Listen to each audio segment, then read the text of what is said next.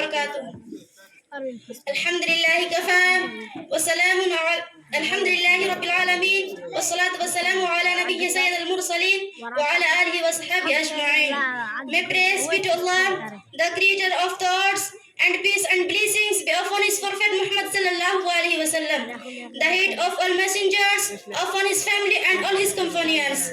Respected teachers, honorable guests, and my dear friends, today in this space program, I am going to talk about equality and justice in Islam. Dear audience, the first and foremost teaching of the Quran about equality is that all human beings are descended from one father and mother. Thus, they are equal on the basis of humanity. The Quran says, يا أيها الناس إنا خلقناكم من ذكر وأنثى وجعلناكم شعوبا وقبائل لتعارفوا إن أكرمكم عند الله أتقاكم إن الله عليم خبير. Woman can be have created you from a male and a female and made you into races and tribes so that you may identify one another. Surely the noblest of you in Allah said one who is in masterpiece of you.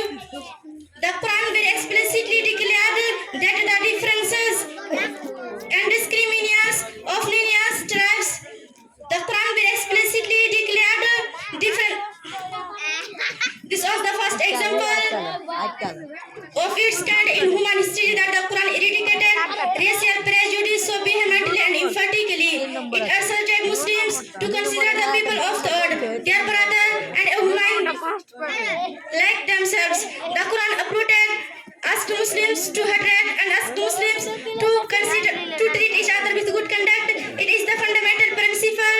At last I pray to Allah, give us tawfiq to follow the right path of our religion and best way of living. Amin. Thank you.